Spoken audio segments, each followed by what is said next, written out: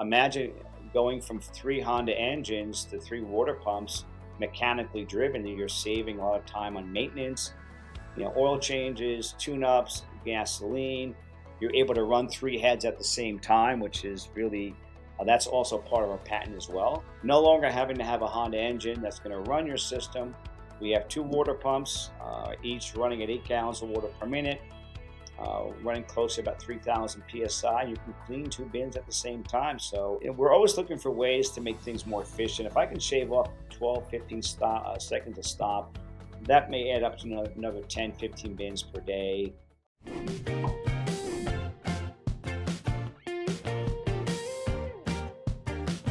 Welcome back inside of Trash Chatter Season 4 premiere. I'm your host, Victoria Conway, and today I'm pleased to be joined by John Conway, the owner of Sparkling Bins. John, how are you? I'm doing well, Victoria. Thank you for asking. How are you? Doing well, thank you. On today's episode, we've done a couple different ones as you always start in our premieres. We wanted to do a little bit of a history recap from your journey when you started cleaning bins. A lot of people can find that information online on Sparkling Bins' website, but there's some other aspects that go into starting this business, and I think more importantly, enhancing it. So when you first started, John, maybe walk us through what your first system looked like, from the type of water you were using, the different mechanisms, and then we can hopefully dive into a little bit of a timeline. Our first truck, we would basically take two carts, two trash bins, and we roll them onto a lift gate. And the lift gate had these hydraulic cylinders, and we would have a bungee cord to tie each bin in place. And the hydraulic cylinder would bring that bin or those bins into a 45-degree angle into the back of the hopper. We didn't have a hot water system, but that's how I got started. We started building in 2009, went live in 2010. Um, After about 6 months, we realized that we kind of outgrew the pickup truck. So we went to our first flatbed truck. Um, and that was prior to having any custom lifters made. So we're just kind of making our own in-house lifters. At that point in time, I said we need to have a garbage truck lifter that can pick up an empty bin. Right. So back in the day, most of the garbage trucks, unlike today, where you see a side loader has a big grabber grabbing the bins, back in the day, you'd have a tipper in the back. It would pick up two bins. Each trash bin would have a bar at the bottom that would grab the bar and bring those bins into the garbage truck. So I reached out to four or five different manufacturers, and they were like looking at me like, no, we have no interest in getting involved in the cart washing industry. And it wasn't until I found a company, McNeilus, which is one of the world's largest manufacturer of garbage trucks. They were manufacturing their own lifters, and they actually had a dealership up in Broward County. So I went in there unannounced. I talked to the guy. I said, "Can I buy a tipper?" And he said, "Sure, why not?" So we bought a tipper, and we kind of made some modifications to it, and that became our first automated lifting mechanism. And I think we built a couple of trucks that way and trailers, and then all of a sudden I get a client that comes in to meet with me from Las Vegas, right? And he says to me, by the way, he's still in business today. This was back in 2011, probably. And he said to me, John, we have bins that don't have bars, and we have bins that have bars, so that tipper is not going to work. And I said, okay, I didn't even know that, right? So at that point in time, I started reaching out to different manufacturers. Finally, reached out to Perkins for the second or third time, and they were super interested in helping us come up with a lifting mechanism that became now is known as a universal grabber. So I started buying the tippers from them until they came up with a design for my client in Las Vegas, and then to find out that there's a lot of people, more so on the West Coast, that have three or four bins, and some of these bins don't have those bars. So we worked very hard in long hours, put in with Jim Rimza, who's the head engineer at Perkins. We had the welding company I was using had his own engineer. So between his engineer, myself, and Perkins, we came up with the universal lifter. The first one they shipped out to us was one that weighed about 800 pounds. And we're like, wow, this is way too heavy. So we worked with them for another couple of months, and they came up with today what's known as a universal lifter, which weighs about 375 pounds. And that's what we have been using now since 2000, probably 11 or 12. that's how we came up with the universal lifter. Yeah. I think a lot of people, when you tell the story of bin cleaning, there were some others that were also doing it before you did. But I think what made Sparkling Bin stand apart is that you realized quickly, because you were actually cleaning bins as well, this isn't efficient enough, especially when it comes to cold water versus hot water. How quickly into the process did you realize, okay, using cold water, I'm not going to get to the number of bins I need to get to in order to make money? Yeah, so Victoria, I probably found out the first week, but at that point it was too late. I already built a pickup truck, didn't have space for a heater, but we continued using those. And at that time, we had to use a disinfectant because hot water was not being used. It took a lot longer.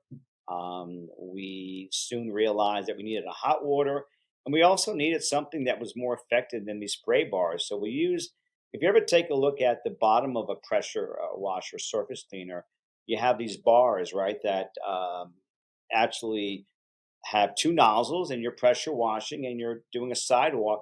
We use those, we put two of those bars on each side of our hopper for two bins.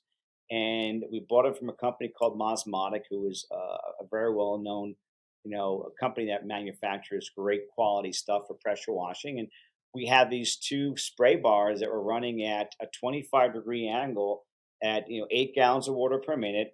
However, not like the Bolandi heads we have today. No, I mean, like back in the day, it was pretty much those bars were good for like really maintenance bins, but first time cleanings, it was all about using your pressure washing gun, a lot of, elbow grease behind the cleanings. But that's how we got started with these spray bars. And then at that point in time, I actually was doing some research, reached out to a couple of companies, one in the US, and then I found out about Belandi. And I remember talking to Steve over at Aqua Tools, and he sent me a quote, and the quote was for $2,500. And I'm like, Steve, there's no way in heck that anyone's going to pay $2,500 for a spinning head. And I said, it's absolutely insane. I can't believe the price. And we're going back and forth, back and forth. And then I actually had a client of mine that had bought a trailer in North Carolina buy a head from Steve directly after he bought his trailer. And he called me and says, John, this is definitely a game changer. It's a lot of money, but trust me, it's well worth the expense. Reached out to Steve. I said, Steve, send me a head. I put it on our second truck, and I saw that, wow, this is definitely can clean the bin. Back then we were using 1200 psi. Now we're running heads differently, but 1200 psi and that head spinning meant to clean a trash bin. I'd say within 45 to 60 seconds we were taking to do a first time cleaning, where before that it was taking us 20 minutes to a half an hour. So that was something that we soon realized I should have been offering it to our clients a lot sooner than I did, but certainly that has become a standard in terms of our systems for the last, I'd say, 10 years or so, 11 years. Yeah, we had Steve on the podcast a couple weeks ago, and he gave his recollection of the story when you first approached him. And we thank him for all the contributions he's made as he continues to work with us to improve these spinning heads. And as we talk about the models, John, obviously, first we used to have Ford 350s or Chevy 3500s that we'd build these skids on 325 gallons of fresh water. When did you start to realize, okay, in order for this industry to grow, I need to also evolve my systems? Because we obviously didn't start out with an SB5 that does commercial or an SB4 PTO. Was it from the beginning that you knew eventually you wanted to expand, or was it as the industry grew and people started reaching out to you saying, this 300-gallon tank, it's not enough for what I need to do? Yeah, I mean, I think that I kind of realized that first before Victoria. My first pickup truck had 150 gallons of water. I'm like, wow, this is great, right? And it's only to find out that I can do 6 or 7, 8 first time cleanings based on those spray bars. And then my second truck was a flatbed dually. I'm like, wow, now I've got 300 gallons of fresh water. That's great. And then after my first year, I'm like, 300 gallons is not going to be enough. So our standard back then was 325. We then started to increase our capacity to 525. As we grew as a company, we realized that for us to finish our routes, we needed to have at least 525 gallons of fresh water. So that became the standard for at least 4 or 5 years. But that was something that we found out, I think, before our clients did, because obviously we had been in the business longer than our clients had, and just our routes were starting to grow and scale and all that. So yeah. Once again, here inside of Trash Chatter Season 4 premiere, Victoria Conway, alongside John Conway, the owner of Sparkling Bins. We're going through the timeline of bin cleaning, starting with his first truck that he had built in 2009, and now where we are in present day in 2023. John, in 2019, you released to the public our SB4 PTO, which we have several patents on, and that completely changed the way bin cleaning is done. It's something where we've talked about in other episodes. You're not using a pressure wash engine no more. When did you start to develop that idea, and what did you think the reaction was from our routes? Because we obviously put our machines in our routes first before we sell them to the public, and I know our guys definitely noticed a difference from day one. Our first PTO truck was really back was built in the end of 2017 for the SB5, which was just we actually used the PTO for the lifter because you're picking up 800 pounds of metal. And we knew a 12-volt pump wasn't going to work, so we basically that was our first PTO truck that would actually make the lifter work go up and down for the commercial dumpsters as well as residential.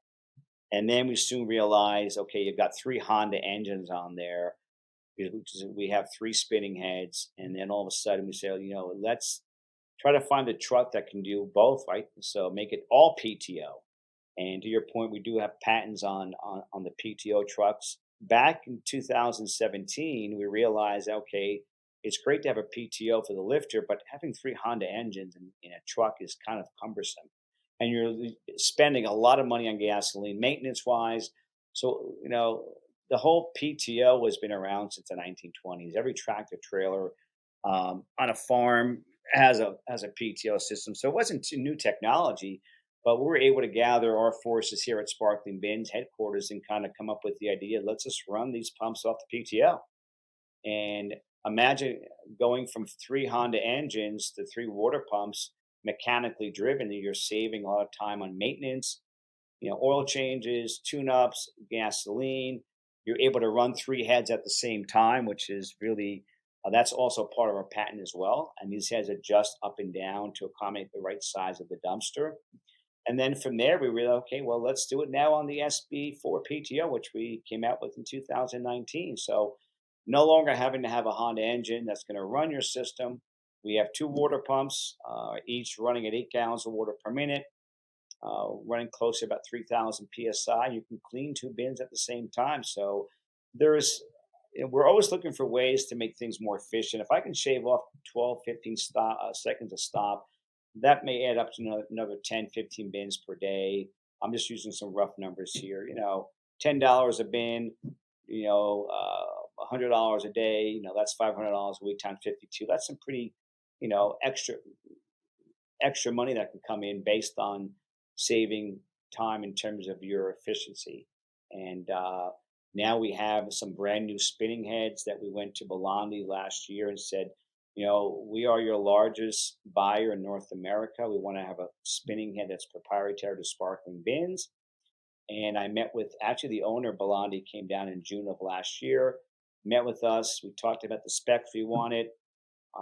There were some other heads out there that weighed like 19 pounds. I said, I want to make a head that's lighter, but I want these specs. They're going to have Viton O-rings to handle high temperature.